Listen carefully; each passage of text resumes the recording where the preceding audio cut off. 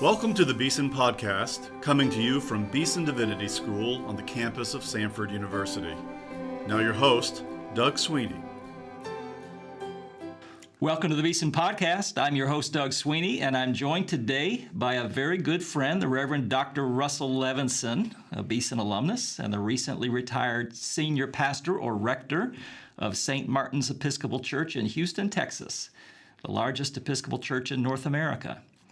Dr. Levenson is the author of a bunch of books, but the one we want to talk about today is entitled Witness to Belief, Reflections on Faith and Meaning. It is hot off the press. You can pre-order it now. I think the official release date is going to be October the 7th.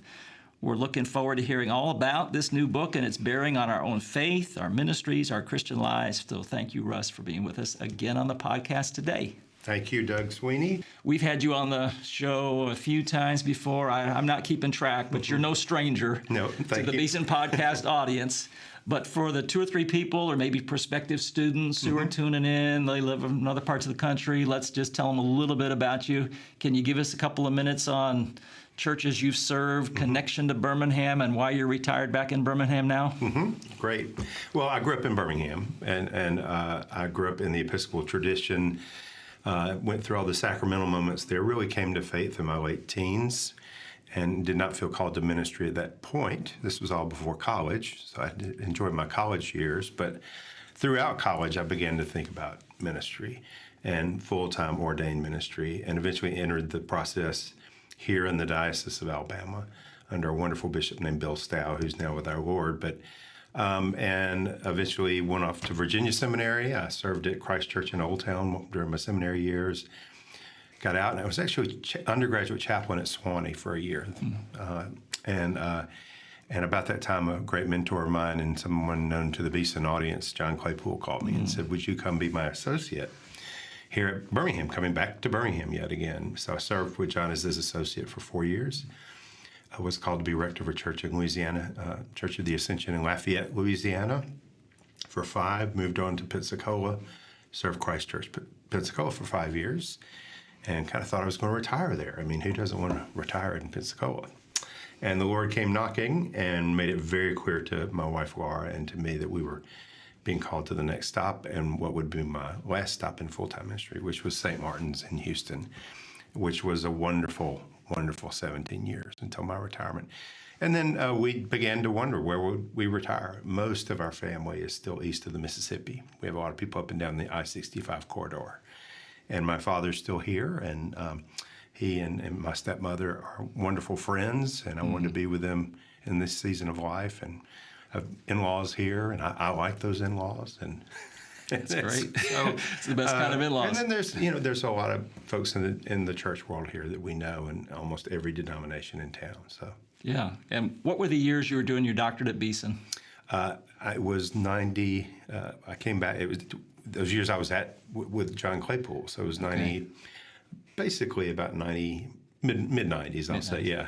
And had a great experience. I really did.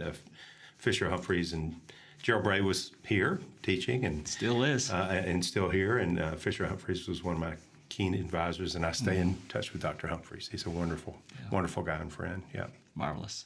All right, let's talk about Witness to Belief. Yeah, maybe let's just start at the introductory level. What's this book about, and why did you decide to write it? Yeah, let me go with why. And you very kindly, if you said this isn't my first rodeo with you.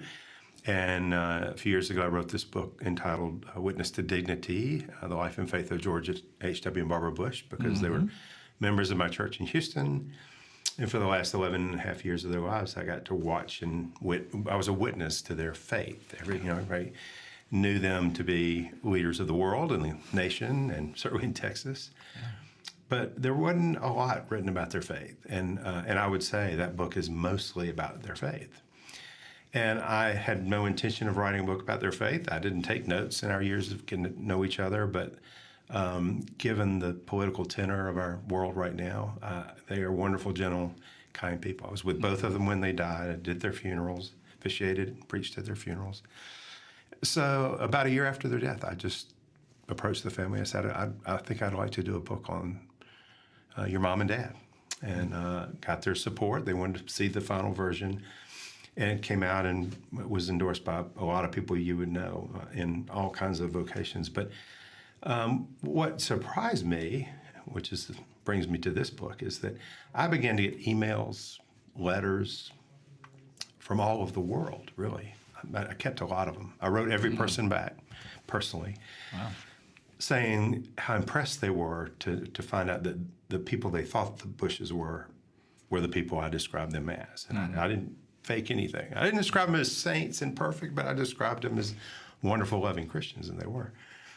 And I was really touched. And basically, if they can do it, I should be doing it. If these people who are so busy and have complicated lives and full of the world's riches, really, in many ways, and yet very busy, serving other people, loving the Lord, going to church, saying their prayer, then I should do that. And that was basically those letters. So I did what you do with books. I've been touring with that book for a while, for a few years, and I actually have another event on that book in the fall. And then I began to think, given the world in which we continue to be in, Sure. where social media and media in general, I guess, is so focused on wealth, power, fame, influence, success. And I, fortunately, for whatever reason, my paths have crossed with people in that world a lot. Sometimes because of my friendship with the Bushes, sometimes just because I'm good at stalking.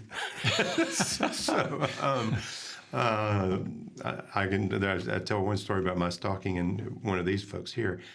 And I thought, I want to pick about a dozen people who the world does know through their various vocations. None of them are ordained, but actor, sportscaster, politician, admiral, and I know them to be Christians. I know their faith journey, and I want to spend a year sitting down and having conversations with these 12 people.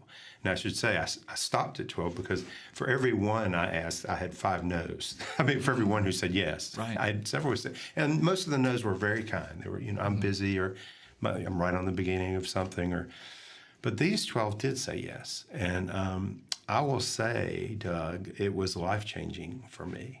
Here I am, I'm 63, going on 64. I've been in ministry my whole life, but I purposely chose people who were from different denominations, different, perhaps even theological perspectives. I did do that. Different ages, different life experience, many of whom have been through some tough times. And but this commonality, that they all made a decision to follow Jesus. And I thought, so I want people who fall in any of those categories. I may not have a denomination. I may not even be a believer. But if these people this guy I've watched on television for the last 40 years, if he's a believer, if he prays every day, if it matters to him, maybe I might need to look into it. I follow, and I'm sure you do too, I follow a lot of the cultural interviews of people who have run dry with their all the things that the world has to offer. Yeah. There's a fascinating interview with David Letterman a few years ago, and I didn't include it in the book, but I would have if I had more room, and in which he says, I used to think that was the most important thing in the world. Now that I'm older and away from it, it's I kind of wondered why I spent so much time doing that silly work. I don't include this quote, but I often carry this quote around with me, and I have it. It's Douglas Copeland who coined that phrase, Generation X. Yeah.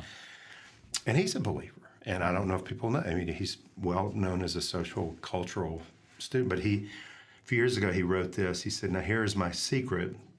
I tell it to you with an openness of heart that I doubt I shall ever achieve again. So I pray that you're in a quiet room as you hear these words, as will you and I are. My secret is that I need God. That I'm sick and I'm no longer going to make it alone. I need God to help me give because I can no longer seem to be capable of giving. To help me be kind as I no longer seem capable of kindness. To help me love as I seem beyond being able to love." And if this fellow who's known for that little phrase is reaching a point in his life where he goes, oh, I need God. Yeah. And I think most of us walk around with that need, and maybe we don't scratch it or we don't take enough time to search it, but in a very real way, I'm hoping the book is an evangelistic tool that will help people see, again, kind of like the wish, if they can do it, maybe I ought to do it. Yeah. And if they can do it, given some of the heartache they've been through, that was an important piece for me. Mm.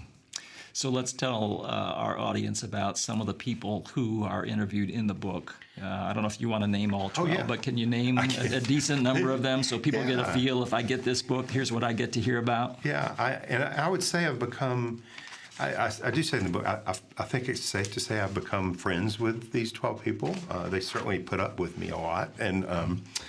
But Dr. Francis Collins, the scientist and head of NIH all the way from President Clinton through President Trump, head of the Human Genome Project, has a fascinating conversion story. Just, and many, I would say, in several of these interviews, we would be in tears just when I would hear their earnestness of their faith or their experience. Is just powerful. And he has some of those moments.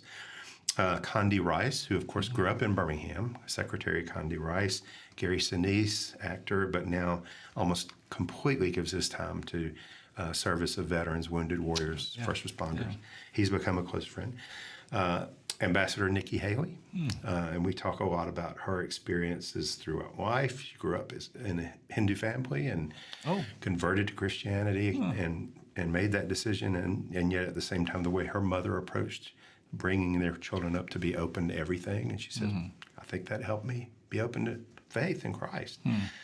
The way she prays is fascinating. The way she got through, well, I will come back to that in a moment, but Denzel Washington, Admiral William McRaven, who was in charge of lots of things, but he was responsible for, of course, the end of Osama bin Laden's house. He oversaw that operation, but also Saddam Hussein and Captain Phillips. He was over all those kinds of operations. Wow. Fascinating.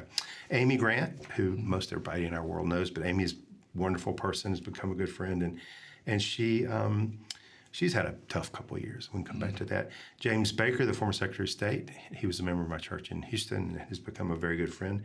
Jim Nantz, the sports commentator for CBS. Yes, and we already know you like golf. So I do. And golf connection. And Sam Waterston, who again has become a friend, actor and lots of things, most notably known for Law and Order, I think, but very devoted Christian man.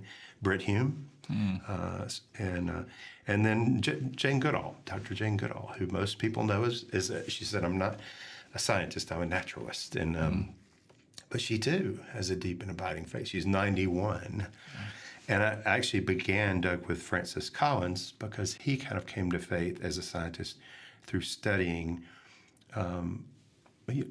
science and creation. And he looked at the human DNA strand and he went, there's got to be a creator. It's kind of very much the way C.S. Lewis did. There's I'll give you there's a creator. I'll go that far.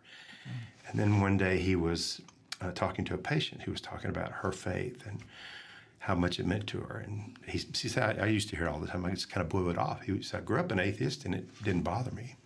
And this elderly woman looked at me and said, so Dr. Collins, what do you believe? And I suddenly realized I was on thin ice. I didn't hear I'm a scientist that studies evidence. And I'd never considered the empirical evidence of a creator. So much like Lewis, he kind of got to theism, and he is a fully, regenerated Christian. And so, and he said, but the problem was, I saw God as holy and perfect, and I know I was not. And he said, I said, so how'd you bridge the gap? And he goes, that's when I met Jesus. Oh, it's just a great, a great story. And Jane Goodall ended with, because in recent years, probably just the recent year, last year or two, she has begun talking about life after death and how that will be her next great adventure. Yeah. And I thought, what a great way to end. That's a great concluding chapter. Yeah. Well, you've already started teasing us with a few of the stories we might encounter as we read through the book. Any, like 2, 3 that you would stand out as maybe potentially intriguing to Beeson listeners? Yeah, I honestly, I walked away changed by each conversation, but in many ways, I felt so inadequate. I mean, as a person who gave their life to ordained ministry, you kind of think, well, I've done a lot of service in my life. These are people who are not ordained. Yeah. And when I heard the way, the devotion in their prayers, or the time they give to other people, or the way in which they've allowed God to guide them in their lives. So, yeah, I mean, Dr. Condi Rice was one of my first ones, and I was a little starstruck, and she immediately called me pastor. So we talked, and she was very upfront about how God had guided her. I wanted to be a ballet dancer or a concert pianist, and look where I am now. She's a longtime Christian. Yes, yes, and she, her daddy was a pastor, and loved. They grew up in that environment. But I asked her, and I didn't ask everybody this, but I asked a lot of it. Tell me a little bit about your devotional life. What's that look like? And she said, well, we were talking about prayer, and she said, well, I pray in the morning. It's usually very fast because I have a very big job. She's the head of the Hoover Institute at Stanford University.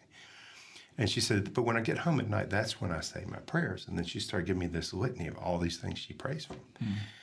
And I said, and this is night. She said, yes, this is night. I said, so what does that look like? I said, do you sit? Do you kneel? She said, oh, I always kneel.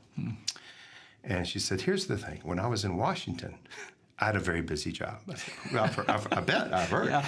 And she goes, and I found myself coming in at the end of the day and having dinner and kneeling down to say my prayers. And I'd fall asleep while I was saying my prayers. And she said, so I changed it. So the first thing I do now, when I get home from work, I put my things away. The first thing I do is I go in and kneel down and say my prayers. It was just Amy Grant, who, as I said, has become a friend. It's not something we don't hang out, but we talk and from time to time. And she gave 2 wonderful concerts at my church in Birmingham.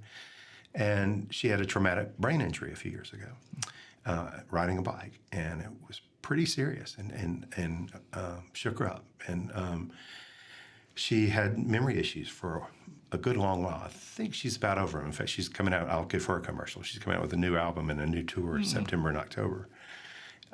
In just a few weeks. But so we did this interview at her house, and we're talking, and I said, and Amy, I've never asked you about what is your devotional life. We talked about her prayer life, and I said, do you have a favorite scripture? And she said, well, here's the thing. Since my accident, I have some trouble remembering those scriptures that were favorite to me. And then she goes, so I sing them, and I can remember them. And then she goes, can I sing for you? Absolutely. So we're sitting in her sitting room, and she sings. She said, this morning when I was taking a shower, I said, in the beginning was the Word was with God, the Word was God. And she got through it. I was just in tears. Sam's an interesting guy. He's played all kinds of people and all kinds of roles, and but has grown up. As he said, I never had a breaking of the clouds in the sky moment. But I've always grown up in belief, and the longer he lives, the more he sees how important it is. So I asked him about his prayer life. He's mostly retired now, but he's still doing little things here and there. And he said, I meditate for 30 minutes in the morning, and then I meditate for 30 minutes at night, which is my form of prayer. And he goes to church every week, and he has, And so I said, well, what does that look like? Do you have it was when in the morning, I'm just quiet. I don't say a thing. I said, what do you say in the evening? And do you say anything? He said, I only have one word, and it's Maranatha. Come, Lord. So for 30 minutes, I pray, come, Lord. And again, my wife and I were fortunate to go stay with he and his wife with their home, in their home for a couple of days. And we're in another part of the house, and I get back to him. I'm telling my wife, I said, I'm so far from doing that.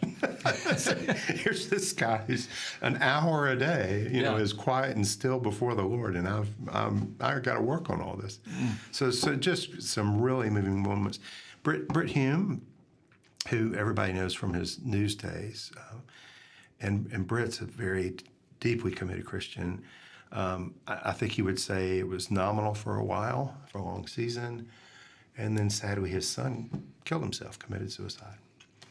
And Brett just was crushed, and just as Sandy was his son. He said, I absolutely did not know how I was going to get up and face the next day.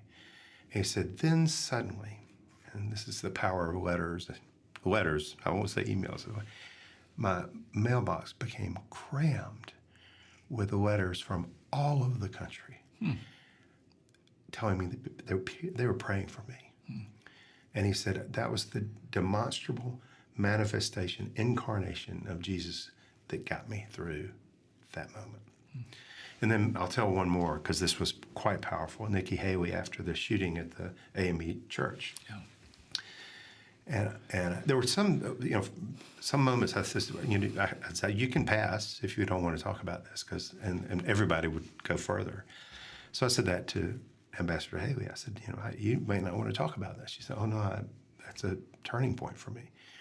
And she said, the 12 innocent people killed, and I had made the decision as the governor to go to every funeral. I did not know every funeral would be open casket. I did not know I was going to be asked to speak at every funeral. And so she said, I got about halfway through those funerals. I had lost 30 pounds. I was doing everything I thought I should do. I was saying my prayers. I was going to church. I was seeing a therapist. She said I was taking some medication, all those things.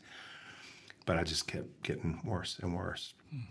And she said about halfway through that one night, I came home, closed the door, got down on my knees and cried out, Jesus, I cannot get through this without you. And she said suddenly the strength to continue to lead people through that moment came upon her. Wow. Yeah, I mean, you'll walk. Gary Sinise's son had just died when we did our time together. And Gary, his son was diagnosed with a very rare form of cancer called chordoma, and he fought it for a number of years. Mac Sinise, M-A-C Sinise, S-I-N-I-C-E, but S-I-S-E. I say that because in the last year of his life, though he was really, in many ways, physically disabled because the cancer had gotten so bad, but he wrote some incredibly beautiful music. And so I would encourage people to go to Spotify or go wherever you can actually buy the vinyls too, but just beautifully inspired orchestral symphonic pieces. He writes all kinds of things, but that was kind of his. And the day Gary and I did our interview, he's in Nashville now. His office is in Nashville. As we were leaving, the first batch of vinyls came into the office, and Gary was so excited about it. But he and Mac were very close. When we started talking about the book and you were listing all the people that you interviewed, my thought was, well, they all have Jesus in common, but what a diverse array of people. Oh, yeah. The more I listen to you talk, the more I think, well, they have a lot of things in common. Yeah. So I guess the question I want to ask is, when you read all of these interviews together and you're done with the book, what do you go away feeling or thinking? Do you think it's fascinating and wonderful that this wide variety of people all love Jesus and have faith in the Lord?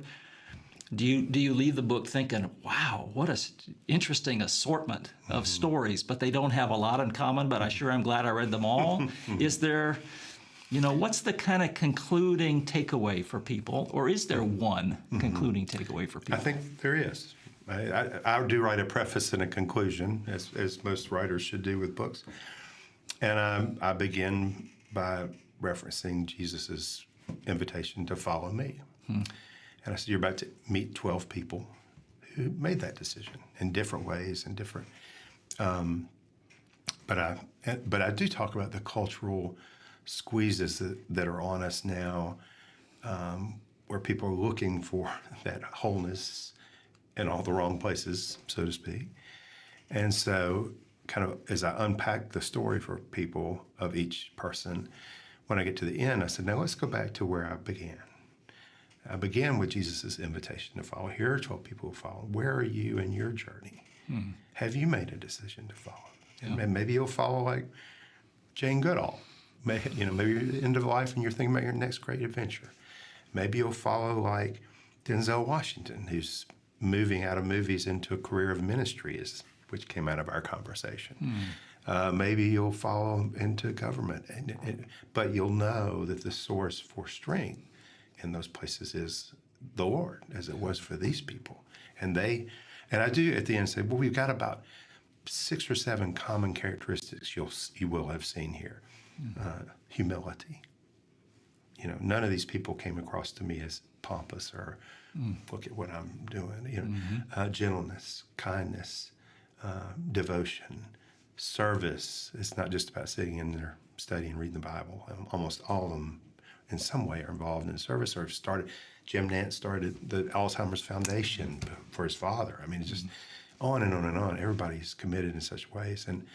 But again, the hope is, I'm going to pick up this book because I watched, Denzel Washington, and yet now I know what his story is, and now I know how Jesus has really helped him. And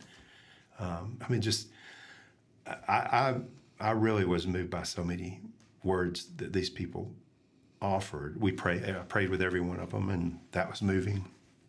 And in fact, I met with Denzel in his office out in California, and we had been talking on the phone to set it up. And when I finally got out there, and we kind of settled in, and I've still got the recording, and I usually closed in prayer, and we're starting. He said, no, we need to pray. He leans over and takes both my hands in those beefy hands of his, and he said, well, pray for me.